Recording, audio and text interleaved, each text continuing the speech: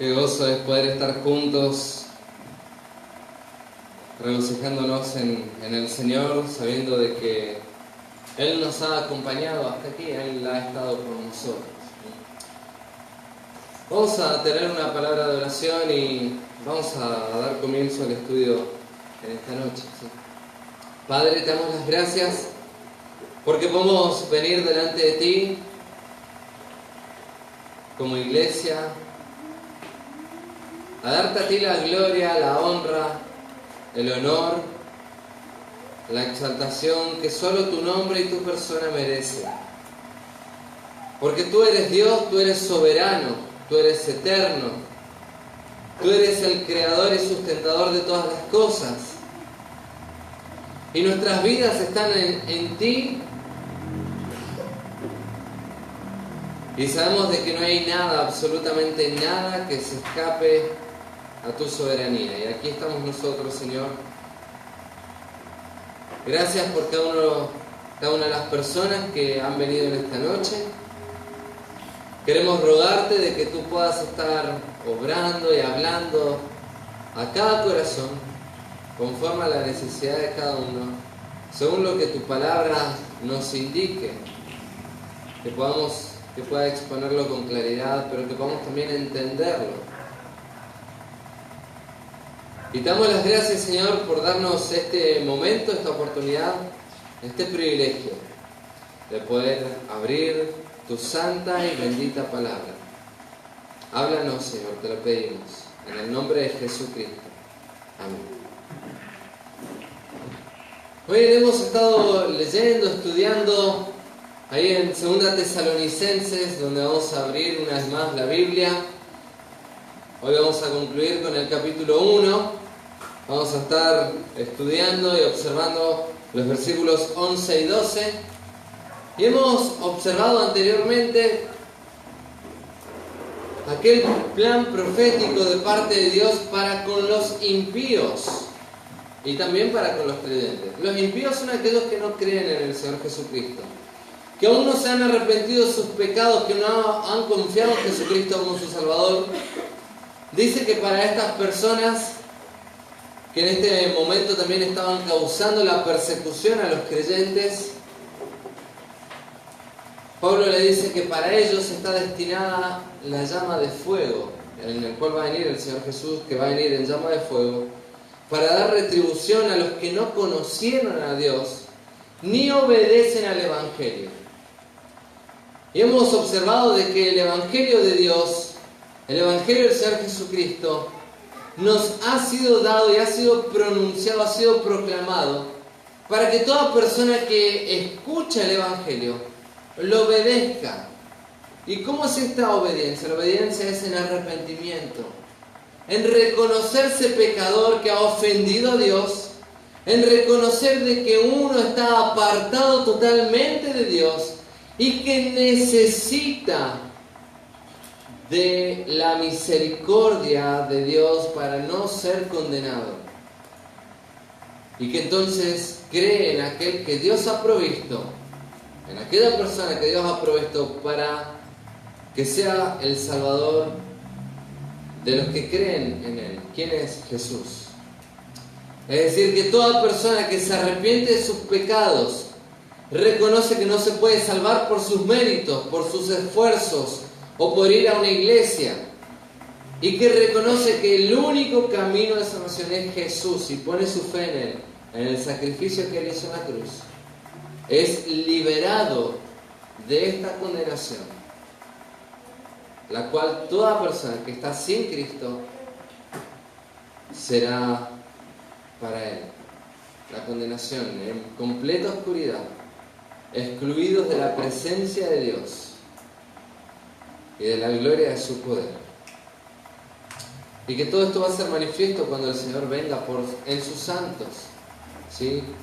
Va a ser glorificado en sus santos y ser admirado en todos los creyentes, dice en el versículo 10.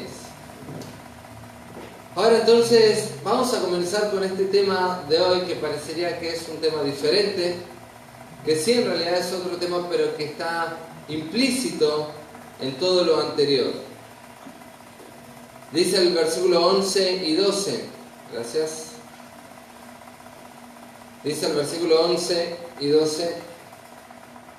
Por lo cual asimismo oramos siempre por vosotros, para que nuestro Dios os tenga por dignos de su llamamiento y cumpla todo propósito de bondad y toda obra de fe con su poder, para que el nombre de nuestro Señor Jesucristo sea glorificado en vosotros y vosotros en Él, por la gracia de nuestro Dios y del Señor Jesucristo. El apóstol Pablo no expresa a lo largo de sus cartas grandes oraciones.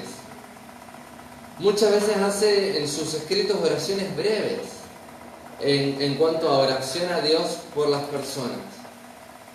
Pero sin embargo aquí nos deja ver bien claramente lo habitual que era para él la oración. Y no solamente lo habitual, sino también los motivos correctos por los cuales oraba Pablo. Y justamente vemos en él, en Pablo, un ejemplo de vida, de oración y de comunión con Dios. Él estaba verdaderamente y profundamente preocupado por los hermanos, pero su mayor preocupación estaba en la vida de oración, porque sabía que él iba a poder suplir de esta manera aquello que no lo podía haber hecho personalmente. Es decir, recuerden que Pablo solamente estuvo aproximadamente 6 meses con ellos, y lo que no lo pudo hacer personalmente en la enseñanza de las Escrituras, él confiaba en el poder de Dios a través de la oración, y que Dios iba a poder suplir aquello que no estaba al alcance de Pablo. Y a través de esta oración también vemos el conocimiento tan profundo, tan íntimo de parte de Pablo para con el Señor.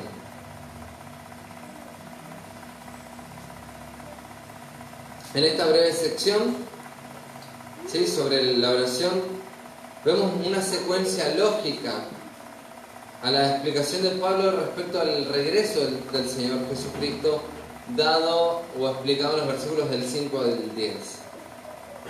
Respecto a la segunda venida, no solo es la esperanza futura del creyente, sino que también tiene implicaciones prácticas en el presente. Es decir, no tiene solo que ver con las cosas futuras de la vida del creyente, sino que va a implicar, va a llevar algo práctico al hoy de cada creyente.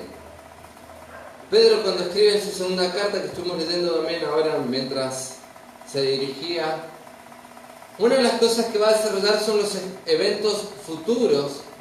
Y Pedro también una y otra vez resalta y trae al presente a los hermanos para que vivan en este siglo, ahora, mientras están en este mundo, de una manera justa, de una manera santa, de una manera piadosa, agradando a Dios. Es decir, que nuestra esperanza en el futuro, de lo que ha de ocurrir, lo que está revelado en la palabra, ha de afectar nuestra vida hoy. Y nos tiene que llevar a una vida de santidad y de mayor compromiso con Dios. También lo dice Juan, en 1 Juan capítulo 3, versículo 3, nos dice esto, que todo aquel que tiene esta esperanza en Él, es decir, en el Señor, de que Él va a venir, dice, se purifica a sí mismo así como Él es puro. Entonces es evidente de que la esperanza del creyente ha de causar no un estancamiento, no una vida pasiva, sino un anhelo ardiente de su venida. Causa una vida piadosa, una vida de perfeccionamiento, una vida de santificación. Esto es lo que Pablo va a expresar entonces a lo largo de estos versículos. Y este es el bosquejo que toma MacArthur, que me gustó por los 3 puntos sencillos que tiene. En primer lugar, va a observar los recursos de la oración, las peticiones de la oración y la razón o la meta de la oración. ¿Sí? Entonces, en primer lugar, los recursos, y aquí Pablo va a exponer, dice, por lo cual asimismo oramos siempre por vosotros. En este por lo cual es una conexión a todo lo anterior, como hemos dicho. Pablo estaba consciente de la venida del Señor, pronta, por su iglesia, claro que sí. Y mientras tanto, él no se quedaba cruzado de brazos sin cumplir con su tarea. Y una de las principales tareas del cristiano, ¿cuál es? La oración. Entonces, acá vemos en primer lugar una razón por la cual Pablo oraba. Dice por lo cual, y ahí da entonces esa razón. Por lo cual, asimismo, oramos siempre por vosotros. El recurso de esta oración, que es el primer punto, el recurso de esta oración es Dios. ¿A quién se dirige? Es decir, Pablo no estaba confiando, no tenía su fe puesta en su oración propiamente dicha, no tenía fe en la oración en sí mismo, no decía yo voy a orar porque yo sé que mi oración le va a salvar, sino que sabía a quién estaba orando y que esa oración a Dios, a quien él estaba orando, iba justamente Dios a contestar y a tener el poder para responder de manera positiva, para responder de una manera que sea conforme a la voluntad de Dios. El recurso entonces de la oración es Dios mismo. Decíamos, así como Pablo no podía invertir todo el tiempo que hubiese querido invertirlo en la vida de estos hermanos, sabía que tenía un recurso que es en Dios, y es la oración a Dios para que Dios cumpla sus propósitos en la vida de los hermanos. Y como bien dice el texto acá, para que nuestro Dios os tenga por dignos de su llamamiento y cumpla todo propósito de bondad y toda obra de fe con su poder. Ahí vemos entonces, el recurso del apóstol era la oración por los creyentes, para que ellos pudieran crecer espiritualmente. Es por eso que sus oraciones, las oraciones de parte de Pablo, no es que estaban, no eran una mera repetición, no era un rezo como conocemos, no eran palabrerías, no era un formulismo, no tenían que ver con una rutina, con cumplir con ciertos hábitos religiosos, sino que tenía que ver con una devoción y a quien clamaba y a quien confiaba en que Dios iba a responder esa oración. Ahora también vemos acá de que las oraciones de Pablo tenían un significado particular, porque eran específicas. Oraba por cosas específicas para que Dios respondiese de esa manera, de manera específica. Ahora también Pablo no aludía a sus oraciones a su bienestar, no aludía a sus oraciones a su prosperidad material o económica, no aludía a sus oraciones a que se fueran todos sus problemas, sino que él oraba para que Dios pudiese cumplir sus propósitos. Y aquí es donde verdaderamente a veces nos cuesta a nosotros orar. Porque cuando estamos enfermos o cuando hay alguna situación de apremio económico, a veces no entendemos los propósitos de Dios. Y entonces a veces no queremos alinear nuestra vida al propósito de Dios o someternos a esa circunstancia a la cual Dios nos está permitiendo pasar. Y a veces no entendemos por qué, pero sin embargo la oración de Pablo era esto, para que podamos entender sus propósitos y cumplir los propósitos de Dios para con nuestras vidas. Una persona muy espiritual dijo: nunca preguntes a Dios por qué, sino pregunta a Dios para qué. Y es una tremenda verdad. Es decir, no preguntes a Dios por qué pasa esto, sino para qué pasa esto. Pero es una tremenda realidad también de que nosotros, sujetos a nuestra humanidad, necesitamos saber, Señor, ¿por qué? Bueno, no nos promete la Biblia tener siempre una razón lógica, concreta. Sí nos promete de que dentro de cada circunstancia en la cual estemos pasando, Dios va a cumplir sus propósitos.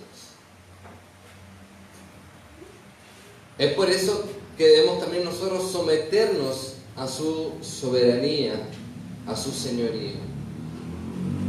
Ahora,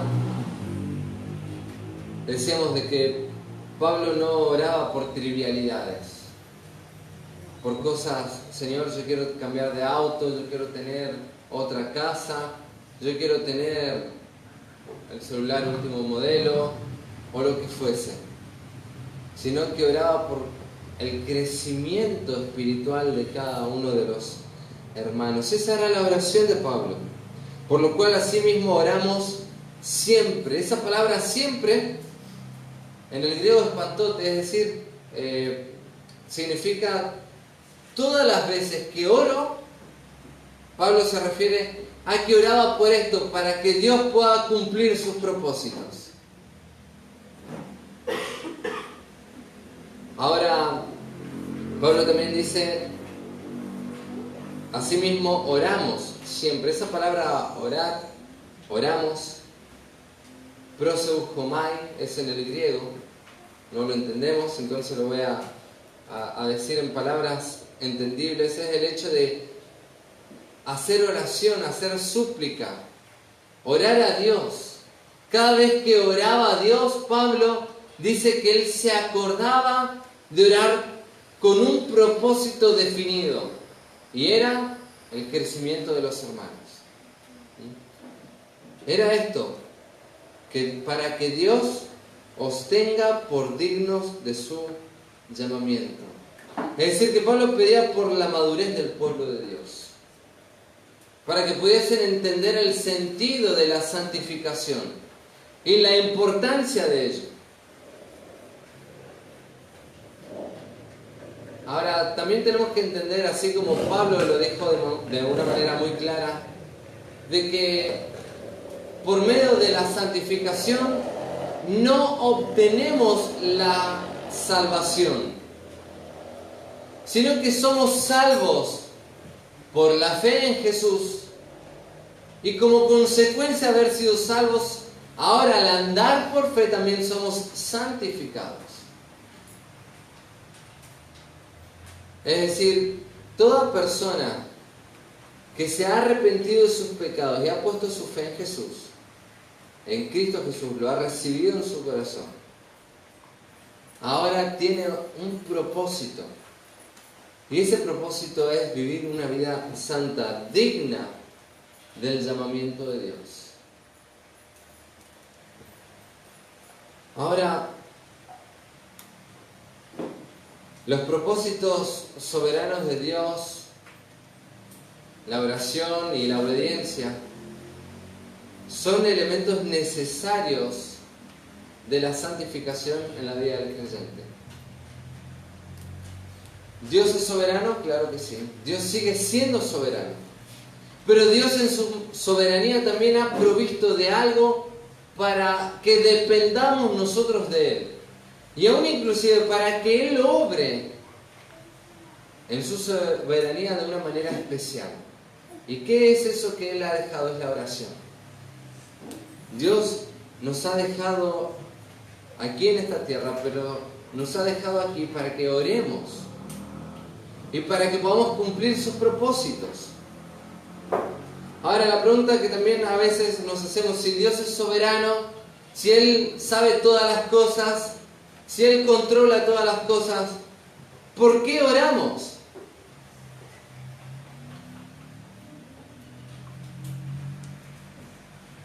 Estas preguntas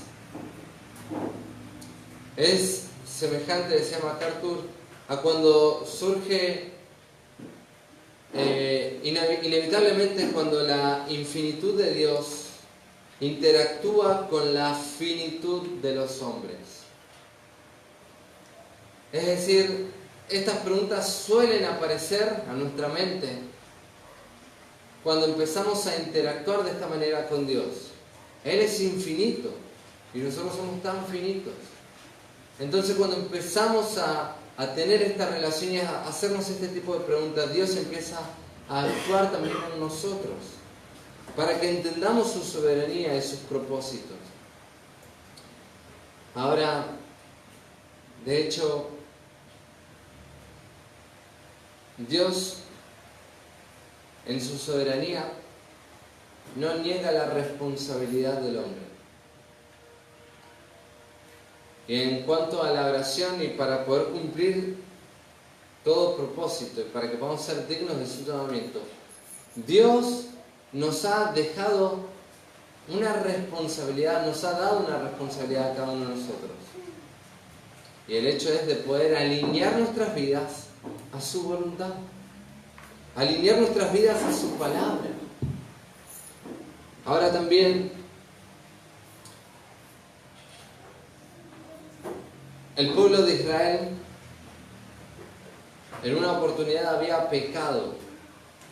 Y justamente el pueblo de Israel había pedido que se le diese un rey. Entonces Dios le da un rey. Samuel ora y Dios le da un rey. Dios señala un rey, a Saúl. Pero luego que es señalado este rey, el pueblo se da cuenta de que habían pecado porque el pueblo era teocrático, es decir, Dios era el que gobernaba al pueblo a través de los sacerdotes y de los profetas. Pero ellos al elegir un rey habían desplazado a Dios para poner a una persona que los dirija. Entonces el profeta Samuel les hace dar cuenta de este pecado y entonces el pueblo nuevamente en humildad se arrepiente y va a Dios. Sin embargo, ahí dice el texto también de que Samuel ora por ellos. Y justamente ora para que no les quite la vida, sino que tenga misericordia. Porque ellos se habían rebelado en contra de Dios. Y sin embargo, Dios también le responde y le dice de que Él había tenido misericordia y que Él iba a cumplir, aun a pesar del pecado, sus propósitos. Esto no liberó al pueblo de las consecuencias del pecado que habían cometido. Pero sin embargo Dios tuvo misericordia. No desplazó al pueblo, sino que siguieron siendo el pueblo de Dios. Y Dios así en su futuro, como ya hemos meditado en los versículos anteriores, ha de cumplir sus propósitos con el pueblo de Israel. Ahora volviendo al tema, volviendo al texto, la oración no solo alinea el corazón con el plan soberano de Dios, sino que también usa la oración para llevar a cabo su plan. Dice en Santiago 5:16 que la oración eficaz del justo puede mucho. Es decir, Dios alinea nuestro corazón con sus propósitos cuando nosotros oramos, pero a su vez también Dios obra de una manera especial cuando nosotros oramos. Y bien hemos dicho, no porque nuestra oración sea importante, porque nosotros seamos importantes, sino porque Dios se digna a escucharnos y tiene misericordia y por esa misericordia nos responde. Ahora, ¿cuál era la petición de parte de Pablo? Dice acá para que nuestro Dios os tenga por dignos de su llamamiento y cumpla todo propósito de bondad y toda obra de fe con su poder. Sabiendo que justamente la oración se ajusta armoniosamente con la voluntad soberana de Dios. Eso es lo que produce en nosotros, para que cumplamos los fines espirituales, para que obedezcamos y podamos ser, como bien dice acá, ser tenidos dignos de su llamamiento. Y dentro de las peticiones de Pablo, en primer lugar, vemos la dignidad, para que Dios os tenga por dignos de su llamamiento. Esta petición completa, abarca todo el aspecto del carácter del cristiano. No una parte, no es parcial, no es solamente cuando se congrega, sino en su totalidad, para que el carácter del creyente armonice con el Evangelio de Jesucristo. Es decir, ese es el propósito de esta oración. Que nuestro carácter se asemeje al del Señor Jesús. Que con nuestras vidas honremos a Dios. Para que honremos el nombre de nuestro Señor.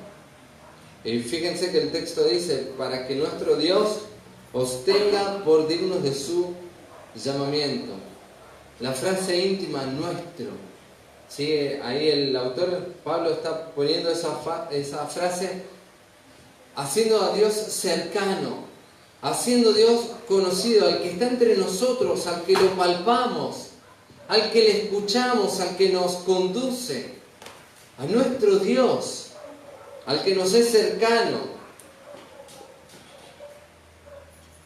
Es decir, les recuerda que Dios no es un Dios tirano, distante, que está allí lejos y que hace cosas para hacernos sufrir o hacernos padecer, sino que justamente en todo el contexto ellos estaban siendo atribulados, estaban padeciendo persecución.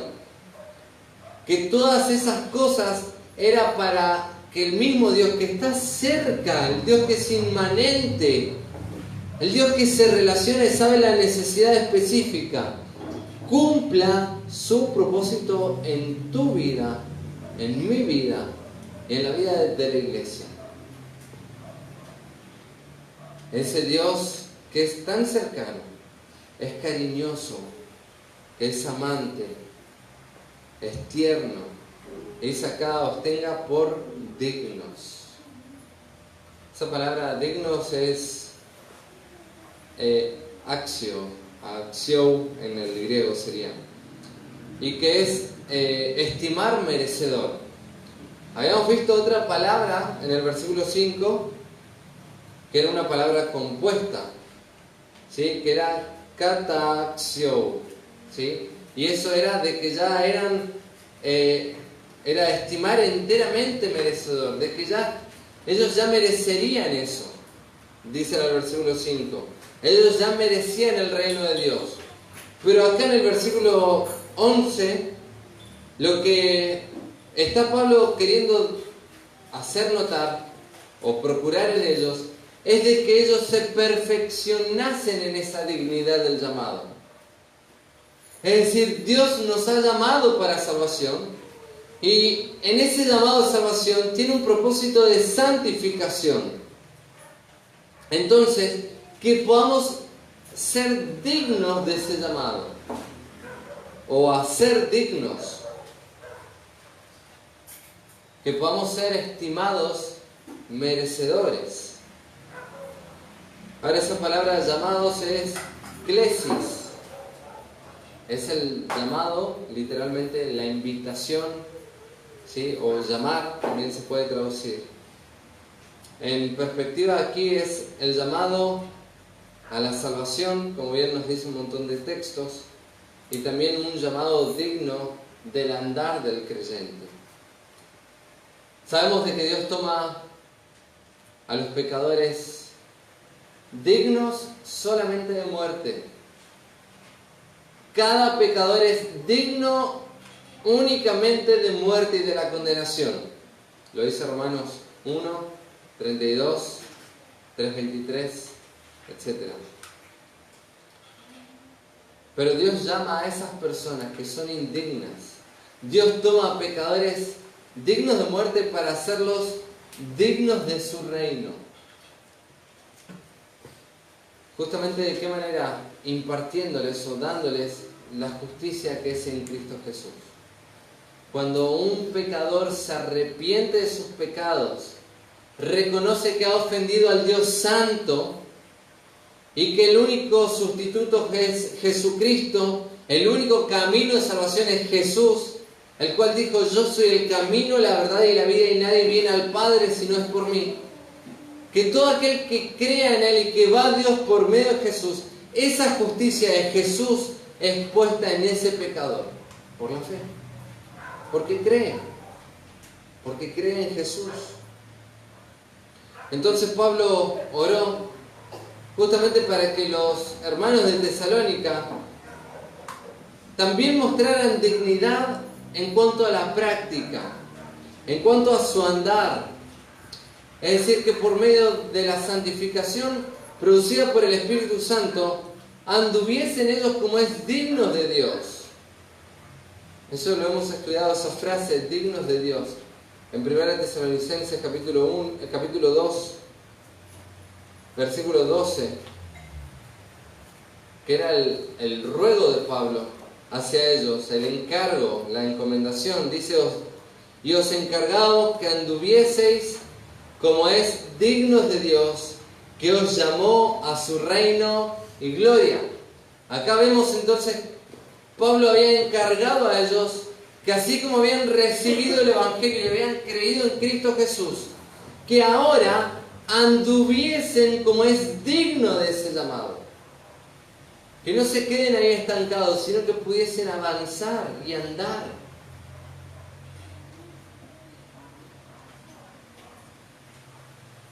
Que nos llamó a su reino y gloria. Y justamente dice que os tenga por dignos de su llamamiento y cumpla todo propósito de bondad y toda obra de fe con su poder. Ahora, a medida que los creyentes se van asemejando más al Señor Jesucristo, se hacen más merecedores de este reino a nivel de su testimonio. Es decir, las personas van viendo esa transformación y entonces ven y se puede catalogar como es digno del reino de Dios, digno del llamado de Dios. Qué lindo es ese testimonio que puedan decir de cada uno de nosotros.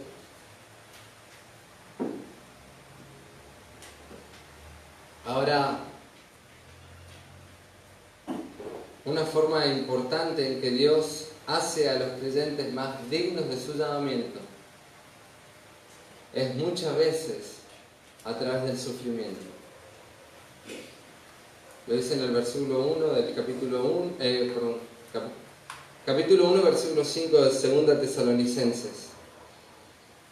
Dice: esto es demostración del justo juicio de Dios, para que seáis tenidos por dignos del reino de Dios, por el cual asimismo padecéis.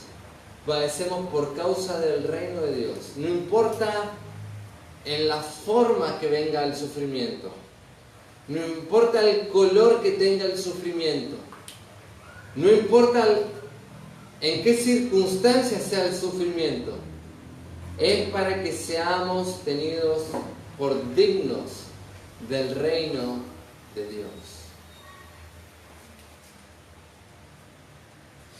Esto a veces no nos gusta y nos cuesta admitir y nos cuesta recibir cuando viene el sufrimiento a nuestras vidas para que Dios cumpla sus propósitos. Y a veces lo tenemos a Dios como un Dios tirano, como un Dios malvado, como un Dios que les gusta vernos sufrir. Pero sin embargo, el creyente entiende que esto es para que sea más semejante a Cristo y más digno del llamado del cual ha recibido. No es que a los cristianos les guste padecer y sufrir, no es que sean masoquistas, sino que lo que busca el creyente también es ser digno del llamado de Dios. Y sabe que la herramienta o una de las herramientas que Dios va a utilizar es el sufrimiento. La Biblia nos habla muchas veces de un caminar digno de Dios. Por ejemplo, que ese caminar en dignidad es caminar en el Espíritu, ser guiado por el Espíritu. Lo dice en Romanos 8:4. Es andar en humildad, Efesios 4:2. Andar en pureza, Romanos 13:13. Estar contento con lo que tenemos, 1 Corintios 7:17. En fe, 2 Corintios 5:7. En justicia, Efesios 2:10. En unidad, Efesios 4:2. En mansedumbre, Efesios 4:2 también.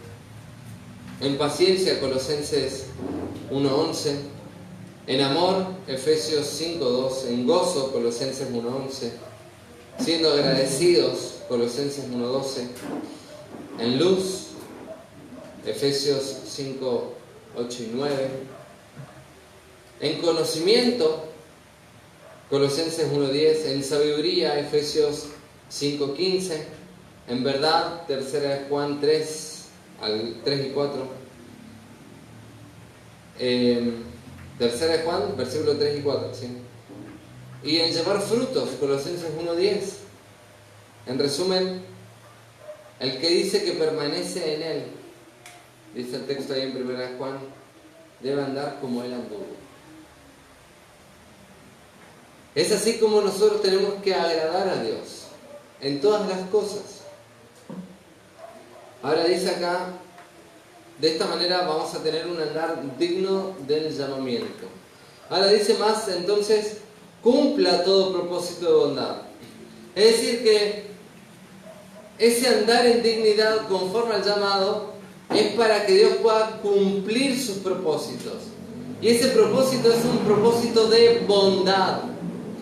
Sabemos de que Dios es bueno y que Él quiere lo mejor para nosotros.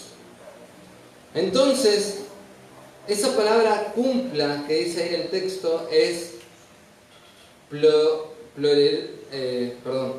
plerou, que puede traducirse también como complete. Es decir, que Dios complete o cumpla todo propósito de bondad. Esa palabra propósito es eudokia, que también se traduce como deseo, como deseo.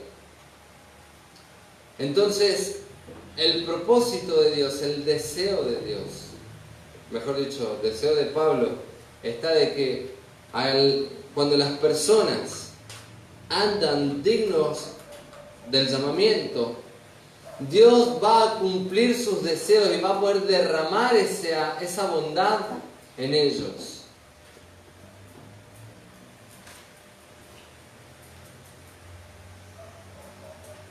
Pablo pidió entonces que el Señor cumpliera todos los anhelos de bondad en estos creyentes. Todos aquellos deseos bondadosos, buenos, bien inspirados o bien encausados, sea cumplido, sea contestado.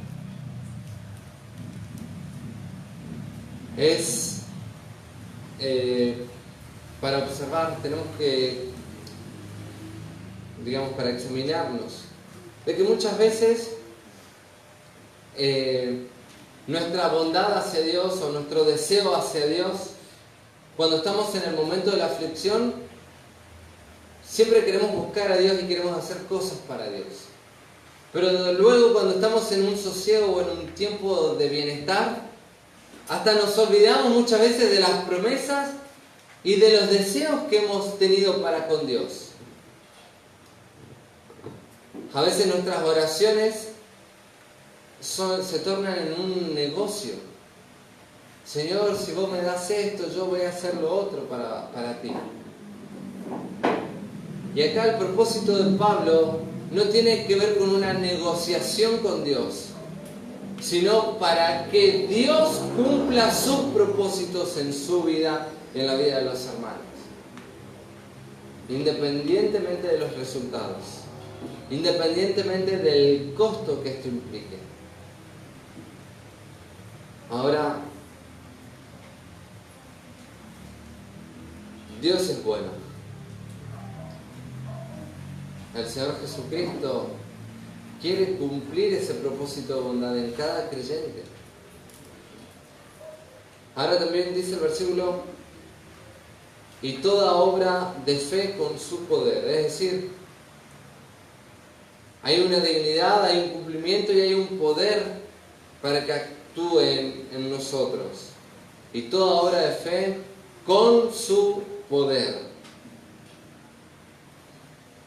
Es decir, el verbo cumplir que habíamos analizado anteriormente, que está en la frase anterior, Dios cumpla todo propósito de bondad, también se une a esta frase de que cumpla, ¿sí?, esa obra de fe con su poder.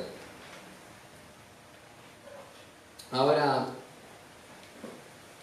era para que Dios completara esa obra de fe. ¿Se acuerdan de que Pablo quería ir a ellos y completar lo que faltaba a su fe? Dice en el capítulo 3 de 1 Tesalonicenses, versículo 10, que él oraba de noche y de día con gran insistencia para que podamos ver vuestro rostro y completemos lo que falta a vuestra fe. Como Pablo no podía ir, oraba mientras tanto para que esto se pueda lograr. Y ese cumplimiento iba a ser con el poder de Dios, nada menos. Nada menos. Esa palabra poder es dunamis en el griego, que es potencia, fuerza, eficacia. Es aquel poder o aquel obrar poderoso. Y así como ellos habían comenzado en un actuar por fe y habían obrado por fe de una manera correcta, Pablo ruega para que ellos puedan ser completados, Dios cumpla ese deseo y llegue su fe a seguir creciendo, que no se queden estancados allí, sino que continúe avanzando. Dice MacArthur, nadie enseñó mayor claridad que Pablo que la salvación es por la fe sola, completamente aparte de las obras humanas. Pero que también Pablo sabía que la fe salvadora genuina obra de manera inevitable para producir frutos espirituales. Es decir, la salvación es por fe, pero esa salvación que hemos recibido también actúa en nosotros para que vivamos de una manera coherente a lo que hemos creído. Y produce frutos espirituales. En Efesios 2:10 nos dice, porque somos hechuras suyas, creados en Cristo Jesús para buenas obras, las cuales Dios preparó de antemano para que anduviésemos en ellas. Dios preparó obras al fin de que cuando creíamos en Cristo Jesús pudiésemos andar en ellas.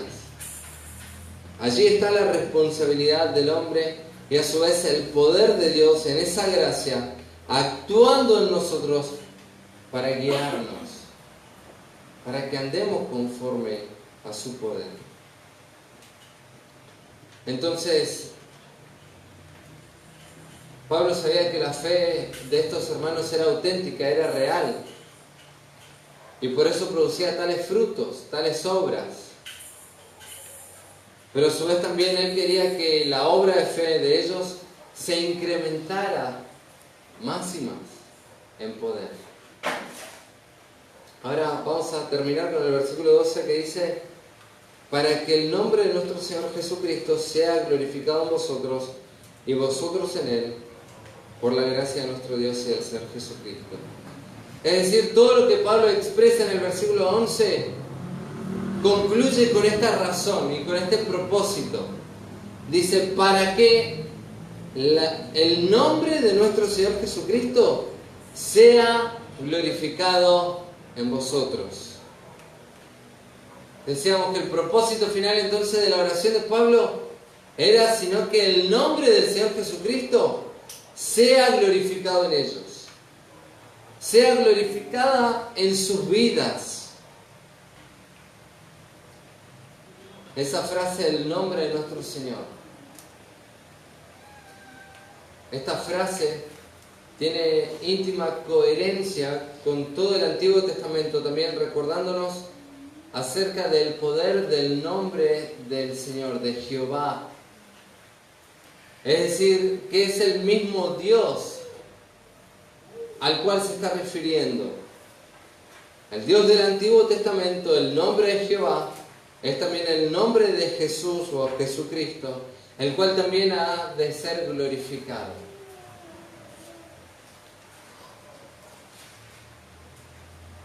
En la oración de Daniel, allí en Daniel capítulo 9, cuando él está confesando sus pecados o los pecados del pueblo, utiliza esta expresión también, que es glorificar el nombre de Dios, el nombre de Jehová, su nombre sea glorificado. Es decir, que pueda ser honrado y exaltado en todo. En todo. Ahora, la preocupación de Pablo era que quienes llevaban el nombre de Dios lo honraran. Hoy en día conocemos a muchos que dicen llamarse cristianos, pero ese nombre de cristiano no honra a Cristo. No tienen una vida digna de ese nombre. No tienen una vida en santidad. No son honestos en sus trabajos. No son honestos aún inclusive en la escuela. Muchas veces pasa con los chicos que dicen, no, yo soy cristiano, pero en la escuela dicen malas palabras, mienten, tienen malas conversaciones. Pasa, como decíamos, en el trabajo o en la facultad, cuando las personas no son honestas, cuando no tienen una vida de integridad y rectitud, cuando inclusive tienen a Dios, pero a su vez bajo la manga tienen quizás un santo, una estampita, alguien al cual oran. En realidad no son dignos del nombre de Dios, no están honrando a Dios, porque el único Dios vivo y verdadero es Dios, el Señor Jesucristo, quien es digno de toda gloria, honra y adoración, el cual también nos dice, no te harás dioses delante de mí, dice ahí entre uno de los 10 mandamientos. Ahora, esa era la preocupación de Pablo, que estas personas que decían ser cristianos, que anduviesen como es digno de ser llamado. Ahora, es evidente que toda persona que aunque pueda llamarse cristiana, si no se arrepintió de sus pecados, no confió en Jesucristo como su Salvador personal, no ha recibido al Espíritu Santo, quien es el que capacita a la persona, al creyente, para poder vivir honrando a Dios y glorificando a Dios. Es decir, que si no tiene a Cristo, no tiene al Espíritu de Dios, por lo tanto no puede honrar a Dios. Su vida no va a poder ser transformada de esta manera que glorifique el nombre de Dios, el nombre del Señor Jesucristo. Y Pablo decía en 1 Corintios 10, si pues coméis o bebéis o hacéis cualquier otra cosa, hacedlo todo para la gloria de Dios. Y esto nos habla de una fidelidad rutinaria y que solamente está en ejercicio del creyente. Las personas que no tienen a Cristo no tienen esta conciencia. porque mienten, porque desobedecen constantemente, porque pecan adrede, deshonrando a Dios, y solamente quizás se acuerdan, no sé, el fin de semana, o cuando hay algún problema. Entonces ahí tratan de equilibrar sus vidas, entre comillas, conforme a la exigencia de Dios. Pero no puede ser así, porque Dios es un Dios celoso y quiere el todo de nuestra vida, no una parte. Él quiere el todo de nuestra vida y quiere que con toda nuestra vida le honremos a Él. Por eso dice ahí el texto, para que el nombre de nuestro Señor Jesucristo sea glorificado en vosotros y vosotros en Él. Y esto es algo muy maravilloso, porque cuando los creyentes glorifican al Señor Jesucristo, ellos a su vez son glorificados en Él, en Cristo. El Señor Jesús dijo en Juan 16:26, si alguno me sirve, mi Padre le honrará. Cuando Cristo es honrado, el Padre honra a quienes le honran al Hijo. ¿Te das cuenta por qué es importante honrar a Cristo Jesús? ¿Te das cuenta por qué es importante poner tu fe pura y plenamente en Él? Pablo cerró este pasaje recordando a sus lectores que la capacidad para glorificar a Jesucristo solo viene a través de la gracia de nuestro Dios y del Señor Jesucristo. Fíjense el texto. Dice, bueno, sea glorificado en vosotros y vosotros en Él, por la gracia de nuestro Dios y del Señor Jesucristo. Esa palabra por nos da el medio en el cual vamos a poder glorificarlo, por la gracia de Dios. No vas a poder glorificar a Dios en las fuerzas de la carne. No vas a poder glorificar a Dios solamente porque vos te lo propongas. Sí tenés que proponerte, pero vas a poder glorificar a Dios cuando te sometas a su guía. Te sometas a la palabra de Dios y obedezcas a lo que Dios dice en su palabra.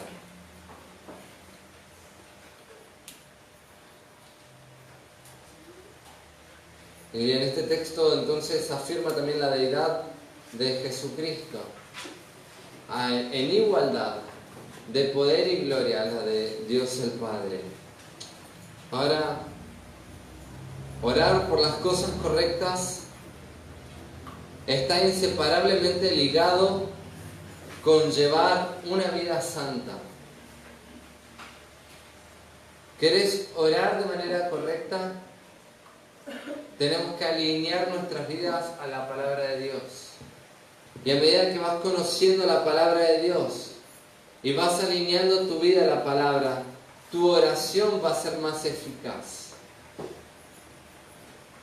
Ahora también John Owen dijo, que es un predicador puritano, dijo, quien ora como debe ser, comportará en la vida como ora.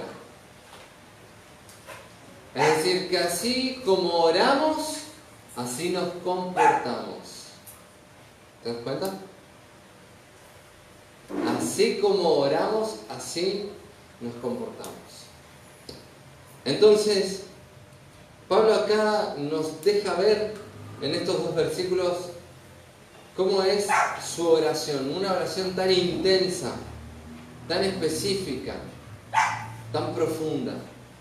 Y principalmente la oración de Pablo era que Dios cumpla sus propósitos en la vida de cada creyente para que sean tenidos por dignos del reino, tenidos por dignos del llamado de Dios y cumplan así el propósito de Dios para con cada persona, que es glorificarlo a Él.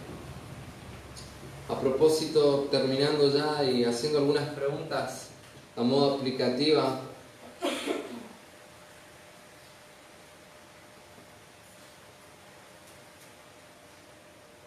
tu vida de oración refleja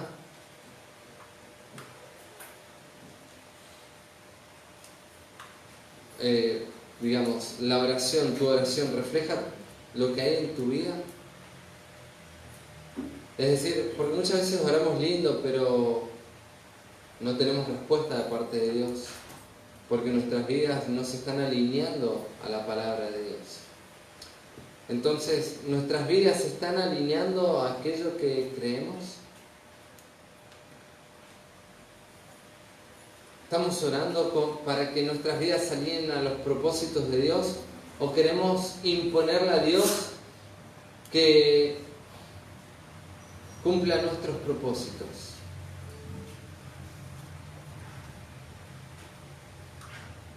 Hemos de orar los unos por los otros para que Dios cumpla sus propósitos en la vida de cada uno de nosotros. Que nos podamos fortalecer en medio de las dificultades, que podamos animarnos y que podamos confiar en este Dios soberano, quien está atento a nuestro clamor, para que podamos, para que Él pueda responder también nuestras oraciones conforme a su voluntad. Y esa debe ser nuestra oración, que podamos hacer su voluntad y que Él sea glorificado en nuestras vidas. Amén. Vamos a orar. Padre, te damos las gracias por este tiempo tan precioso con tu palabra. Gracias, Señor, porque tú nos enseñas a través de la vida de Pablo cómo él oraba. Y queremos también nosotros orar de manera eficaz. Y por eso te rogamos a que cumplas tus propósitos en nuestras vidas. Padre, también te rogamos que obres para salvación en aquellos que aún no te conocen, que no han creído en Jesucristo arrepintiéndose de sus pecados. Padre, queremos rogarte por aquellos hermanos que quizás también no están cumpliendo tus propósitos, que no te están glorificando con sus vidas, o que no te estamos glorificando. Señor, que tú puedas humillarnos y hacernos entender y hacernos vivir conforme a tu voluntad. Te pedimos estas cosas, Señor. Cumple, Señor, tus propósitos en nuestras vidas. En el nombre de Cristo Jesús. Amén.